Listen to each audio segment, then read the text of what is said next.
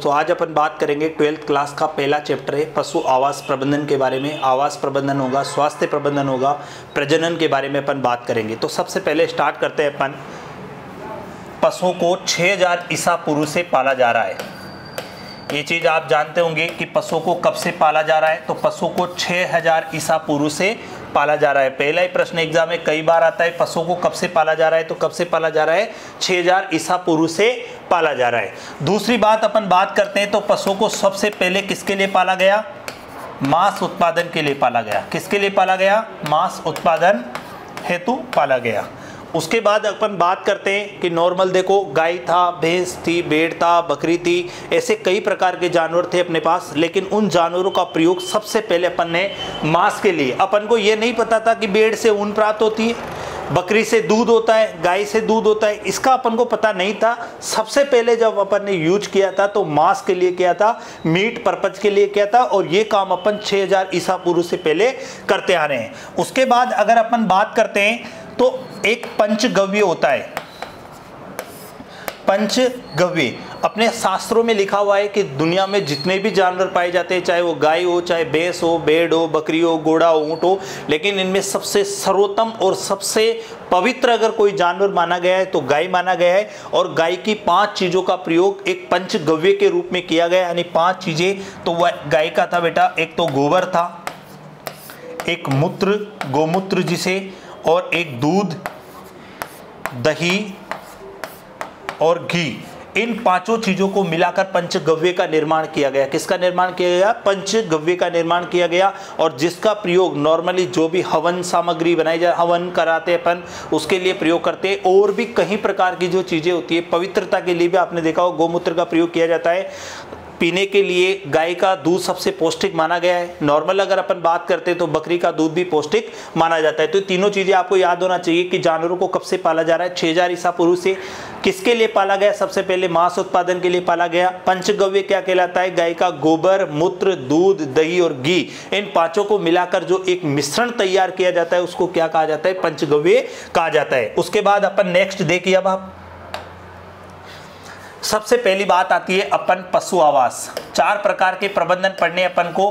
तो उसमें सबसे पहला जो पढ़ेंगे अपन पढ़ेंगे पशु आवास वाला प्रबंधन। यानी कि जानवरों को देखो, पशुपालन विज्ञान की परिभाषा क्या होती है कि पालतू पशुओं का ऐसी कृषि विज्ञान की वह शाखा जिसके अंतर्गत पालतू पशुओं के पालन पोषण, आहार, प्रजनन व स्वास्थ्य का अध्ययन किया जाता है। यही विज्ञान कृषि विज्ञान के अंदर की जो शाखा है वो पशुपालन विज्ञान कहलाती है, एनिमल हस्बेंड्री कहलाती है। एनिमल हस्बेंड्री के अंदर अपन जब आवास पढ़ते हैं तो पशु आवास सबसे पहला मैनेजमेंट होता है। पशु आवास पढ़ना है, पशु स्वास्थ्य पढ़ना है, पशु प्रजनन पढ़ना है, अपन को पशु आहार पढ़ना है। तो इन सब चीज़ों में सबसे पहले आता है पशु आवास।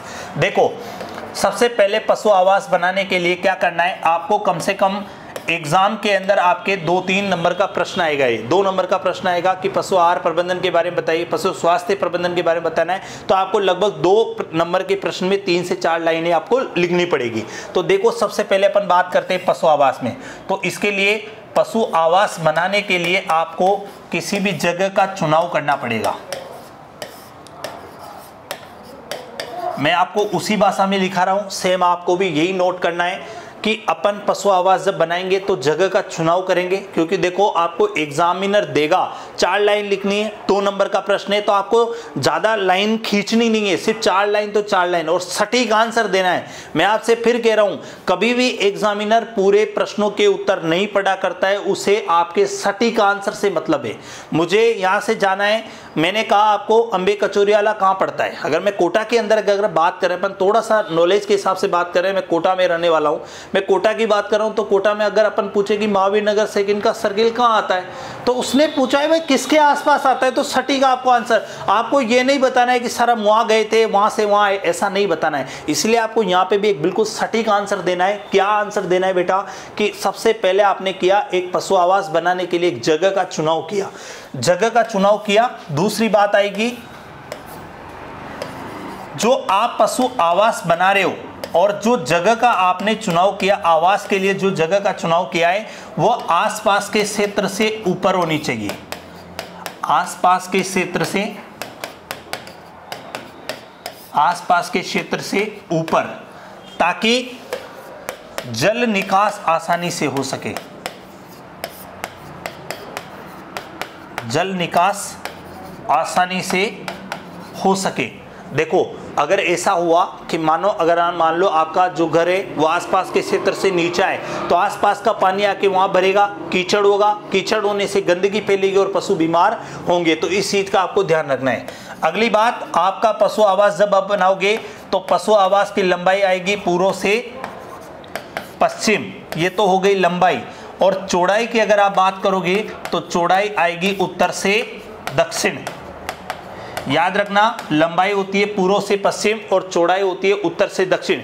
ये प्रश्न आप जोधपुर यूनिवर्सिटी में एग्रीकल्चर सुपरवाइजर का पेपर देखना, उसके अंदर भी ये प्रश्न आया था कि पशु आवास की लंबाई क्या होती है, तो पूर्व से पश्चिम लंबाई होती है और उत्तर से दक्षिण क्या रखी जाती है, चौड़ाई रखी जाती है। देखो जहां पे भी आपने पशु आवास बनाया है उस पशु आवास में आवास के अंदर हवा का आवागमन होना चाहिए, हवा का आवागमन होना चाहिए। सूर्य का प्रकाश, हवा का आवागमन होना चाहिए और सूर्य का प्रकाश भी प्रॉपर आना चाहिए। इस चीज का भी आपको विशेष ध्यान रखना है कि आवास जहां पे भी आपने बनाया वहां पे हवा का आवागमन होना चाहिए, यानी हवा आनी भी चाहिए और जानी भी चाहिए, यानी कि सफोकेशन। अंदर जो मान लो कोई भी गैस बन रही है, जानवर का गोबर की गैस है, कई प्रकार के मूत्र की स्मेल है, सारी बाहर निकले और बाहर से अंदर जो सूर्य का प्रकाश आ रहा हो, अच्छी शुद्ध हवा भी आए वहां पे। अगला, पशु आवास की जो पर्स व नालियां होगी, इस चीज का आपको विशेष ध्यान रखना है बेटा कि पशु आवास की जो पर्स और नालियां होगी वो अच्छी गुणवत्ता की होनी चाहिए। अगर पशु आवास की नालियां अच्छी गुणवत्ता की होगी तो वहां पे कीचड़ नहीं होगा, पशु आराम से बिना गंदगी भी आराम से बैठा रहेगा। नॉर्मल क्या होगा, जैसे अभी बरसात होती है, बरसात में मक्खी मच्छर पैदा होंगे कीचड़ में, तो उन सब चीज़ों के लिए आपको पर्स और नालियां अच्छी गुणवत्ता की होनी चाहिए। उसके बाद अगला पॉइंट अगर अपन बात करेंगे तो पशुओं के पीने के लिए स्वच्छ पानी आपको उपलब्ध कराना पड़ेगा।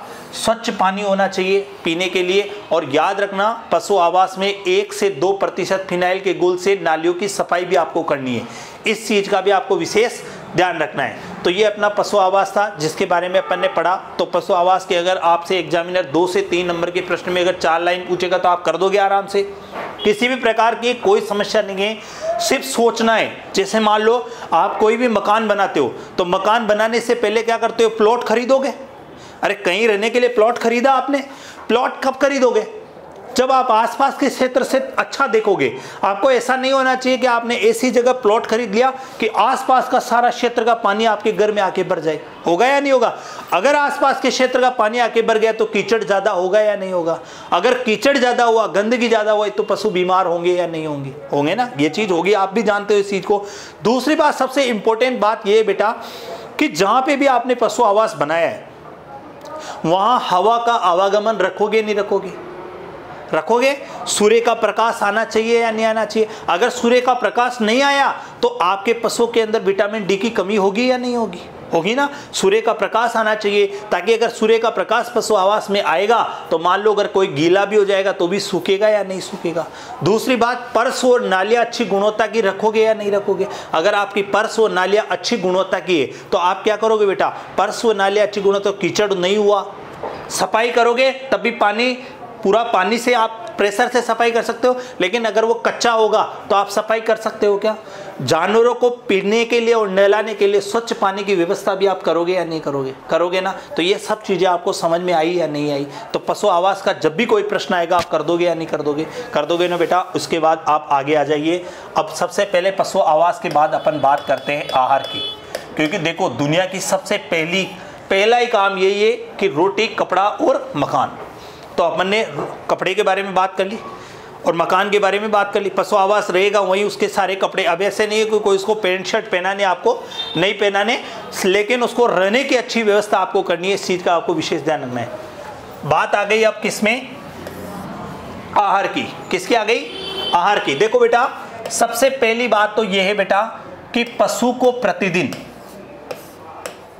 सबसे पहली बात तो यह है कि पशु को जो प्रतिदिन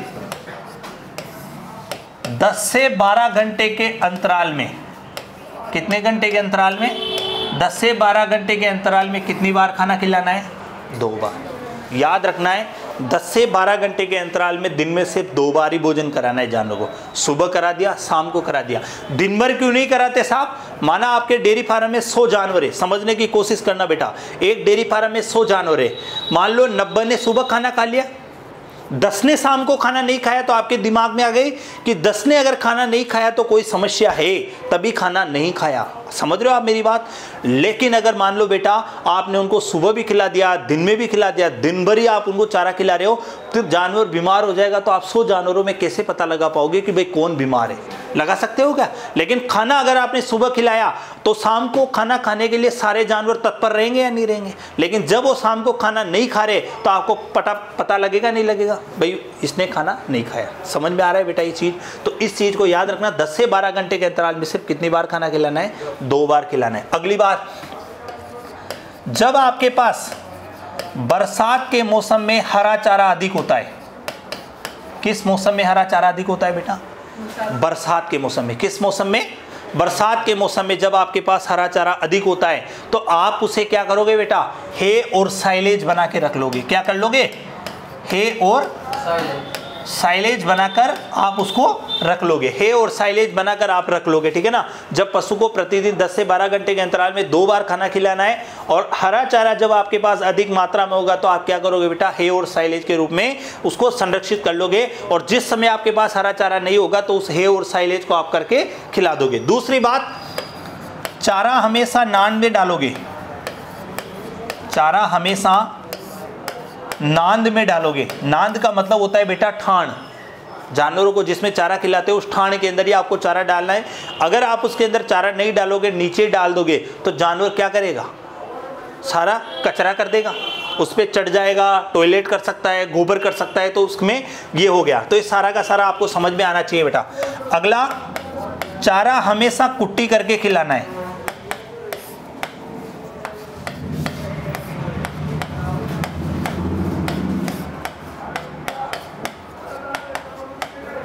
चारा हमेशा कैसे करके खिलाना है बेटा? कुट्टी करके। क्योंकि चारा, अगर हरा चारा हमेशा आप कुट्टी करके खिलाओगे तो उसके अंदर कोई और सूखा चारा मिला सकते नहीं मिला सकते? जैसे अभी मान लो अभी सर्दियों का मौसम है, ये मान के चलो कि आप ये मान के नवंबर दिसंबर का समय, नवंबर दिसंबर के समय में मान लो बरसिम रिच का आपके पास है। अब आप डायरेक्ट बरसिम और रिच का खिला रहे हो जानवर को, तो वो नुकसान करेगी या नहीं करेगी? क्योंकि देखो बरसिम और रिच का जिस फसल है रबी की, रबी के फसल में पैसे ही नॉर्मल ऐसे ही टेम्परेचर बहुत कम है। इस समय क्या है? 16, 17, 20 का टेम्परेचर है, ओस पड़ रही है, तो रसीला है नहीं है चारा। ज़्यादा रसीला चारा खिलाओगे तो ज़्यादा मात्रा में टॉयलेट बनेगा, और ज़्यादा मात्रा में टॉयलेट बनेगा तो पशु के जैसे मूत्र ज़्यादा आएगा तो वैसे वो उसकी बॉडी के लिए नुकसान होगा या नहीं होगा? भाई सब चीज़ें लिमिटेड होती है ना। किसी आदमी को ज़्यादा दस्त लगे तो भी हानिकारक है, ज़्यादा बार टॉयलेट करने जा रहा है तो भी हानिकारक है, नहीं करने जा रहा तो भी हानिकारक है, गोबर नहीं आ रहा तब भी हानिकारक है। तो इस चीज़ का आपको विशेष ध्यान रखना है। चारा हमेशा कुट्टी करके ही खिलाना है, हरा चारा, ताकि सूखा चारा उसमें मिलाया जा सके। अगला, पशु को हमेशा स्वच्छ चारा खिलाओगे। ऐसा नहीं है कि साहब कहीं से भी सड़ा गला चारा लाए और उसको खिला दिया, नहीं, बिल्कुल प्रेस और हरा चारा आप ज़्यादा खिलाने की कोशिश करो।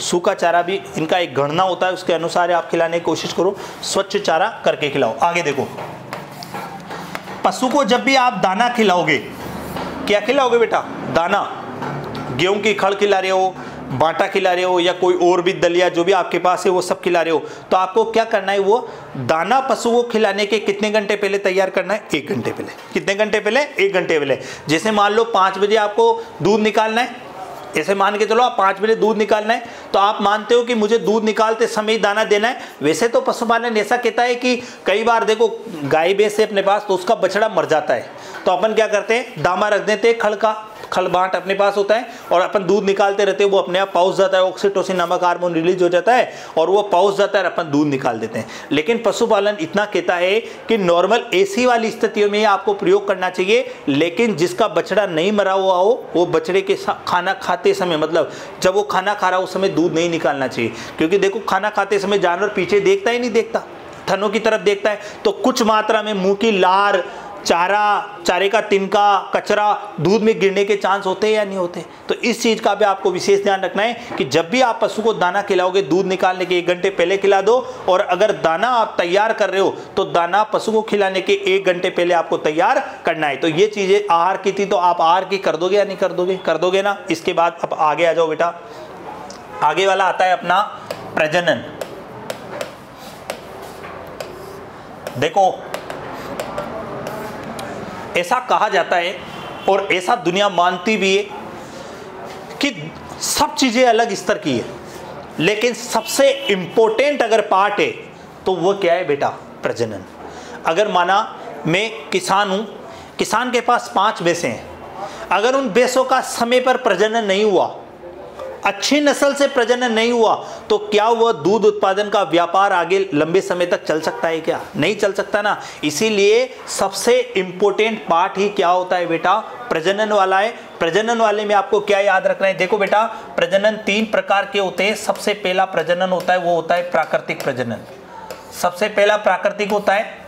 दूसरा वाला जो प्रजनन होता है वो होता है कृत्रिम होता है, और तीसरा वाला होता है वो भ्रूण प्रत्यारोपण तकनीक होता है। ये भी एक प्रजनन का पार्ट है, भ्रूण प्रत्यारोपण तकनीक, जो भी आर्टिफिशियल रूप में। किसमें है बेटा? ये आर्टिफिशियल रूप में, मतलब कृत्रिम का भाग है, लेकिन 3 प्रकार का प्रजनन हो गया। अब आप सबसे पहले देखो, पहला पॉइंट तो ये हो गया, प्रजनन 3 प्रकार का होता है, प्राकृतिक प्रजनन, कृत्रिम प्रजनन और भ्रूण प्रत्यारोपण तकनीक। प्राकृतिक, अगर मान लो आप प्राकृतिक प्रजनन करा रहे हो, तो प्राकृतिक प्रजनन में क्या करना है? आपको अच्छे नस्ल के सांड से ही संभोग कराना है। अगला आ जाओ बेटा कृत्रिम। अगर आप कृत्रिम प्रजनन कर रहे हो तो आपको अच्छी नस्ल के सांड के वीर्य का ही संभोग के लिए प्रयोग करना है। तो इस चीज का भी आपको याद रखना है। और भ्रूण प्रत्यारोपण तकनीक जो बड़े बड़े देशों के अंदर की जाती है, या बड़े बड़े जो रिसर्च सेंटर है वहां की जाती है। भ्रूण प्रत्यारोपण तकनीक के अंदर यह होता है कि ए का क्रॉस कराया जाता है बी से।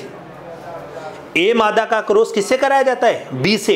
बी मादा संभोग के बाद प्रेग्नेंट होगी या नहीं होगी? तो जब वो गर्भवती हो जाती है तो उसके अंडे को निकालकर सी मादा के अंदर ट्रांसप्लांट कर दिया जाता है। तो बी मादा बिल्कुल खाली हो गई। अब मध में आएगी, मध में आने के बाद ए का क्रॉस वापस बी से कराओगे तो बी वापस दोबारा प्रेग्नेंट होगी या नहीं होगी? तो बी के अंडे को निकालकर वापस अब डी के अंदर रख देंगे। पहले सी में रख दिया, अब किस में रख दिया? डी में। तो ऐसा अगर आप 12 से 15 माह में करोगे, ऐसी क्रिया अगर आप 12 से 15 माह करोगे तो कितने बच्चे पैदा हो सकते हैं? 20 से 25 बच्चे पैदा हो सकते हैं। तो इस चीज का आपको याद रखना है, ऐसी क्रिया करने से 20 से 25 बच्चे पैदा हो सकते हैं। तो पहली विधि ये, अगर आप प्राकृतिक विधि से कर रहे हो तो भी आप कृत्रिम विधि से कर रहे हो तो भ्रूण प्रत्यारोपण तकनीक से आप कर सकते हो। तीनों चीजें आपके पास है। दूसरी चीज, पशु का मध्य चक्र आपको याद रखना है। 21 दिन, ये 21 दिन होता है बेटा। एक तो गाय का होगा, एक भैंस का होगा, एक बकरी का होगा। अगर यहाँ पे बेड ऑप्शन में होती तो बेड का ये होता 16 से 17 दिन। याद रखना, मैं मध्य चक्र बता रहा हूँ। अगर मान लो आपने किसी भी गाय का आज मध में आई और आज आपने संभोग करा दिया, अगर वो गर्भवती नहीं हुई तो अगली बार कितने दिन में मध में आएगी? तो अगर वो गाय है, भैंस है, बकरी है तो 21 दिन में आएगी, और बेड है तो कितने दिन में आएगी? 16 दिन, 16 से 17 दिन में आएगी। उसके बाद आप देखो, मादा पशु प्रसव के बाद, मादा पशु प्रसव के बाद 60 से 90 दिन के भीतर, मादा पशु प्रसव के बाद कितने? 60 से 90 दिन के भीतर दोबारा मध में आ जाती है। तो उसका संभोग कराओ। संभोग कराने के बाद वो अपने आप गर्भवती हो जाएगी, और गर्भवती हो गई उसका पता कब लगाओगे? संभोग के बाद 60 दिन पर। संभोग के बाद 60 दिन पर। अब देखो अपना, आपने देखा होगा बेटा, एक चीज हमेशा याद रखना, अपना कोटा, बूंदी, 12 झालावाड़, दुनिया में इनके पास जो चीजें है ना वो पूरे दुनिया में कहीं पे भी नहीं है। चीज समझने की कोशिश करना। कोटा, बूंदी, 12 झालावाड़ के पास दुनिया में ऐसी चीजें जो किसी के पास नहीं है। आप ये देखो, यहाँ की वाटर लेवल, यहाँ राजस्थान की नहीं भारत की गिनी चुनी नदियों में नाम आता है चंबल नदी का, जो राजस्थान में इन जिलों में बहती है। काली सिंध नदी यहाँ बहती है। यहाँ पे खूब हरा चारा होता है, लेकिन फिर भी आज राजस्थान का ये क्षेत्र दूध उत्पादन में लो लेवल पर क्यों है? राजस्थान में सर्वाधिक दूध उत्पादन आज जयपुर में हो रहा है, अलवर में हो रहा है, अजमेर में हो रहा है, लेकिन कोटा, बूंदी का नाम क्यों नहीं है? कारण है क्योंकि अपन लोगों को किसी चीज का पता ही नहीं है। अपन जानवर दूध दे रहा है तो अच्छी बात है, नहीं दे रहा तो अच्छी बात है। अपन को मतलब है किससे? कृषि से ओनली। किससे मतलब है? कृषि से, यानी अपने एग्रीकल्चर में क्या फसलें बोई गई है, क्या नहीं बोई गई है। देखो सबसे पहली बात होती है कि अच्छा नस्ल दूध उत्पादन करने के लिए, ज़्यादा दूध उत्पादन करने के लिए सबसे पहले नस्ल का ध्यान रखना पड़ता है। जानवर कब मध्य में आया उसका सही समय पर आपको संभोग कराना है, इस चीज़ का आपको विशेष ध्यान रखना है। दूसरी सबसे इंपॉर्टेंट बात ये, संभोग वाला मैटर हो गया। दूसरा आहार वाला, पेट के कीड़ों की दवा समय समय पर दो, लीवर टॉनिक दो, इन सब चीज़ों का आपको विशेष ध्यान रखना है। ठीक है, हमने 3 टॉपिकों के बारे में अपन बात की। पशु आवास के बारे में बात करी अपन ने, पशु आहार के बारे में बात करी, पशु प्रजनन के बारे में बात करी। अब अपन बात करते हैं पशु स्वास्थ्य के बारे में बात करते हैं। पशु स्वास्थ्य के बारे में अपन बात करते हैं।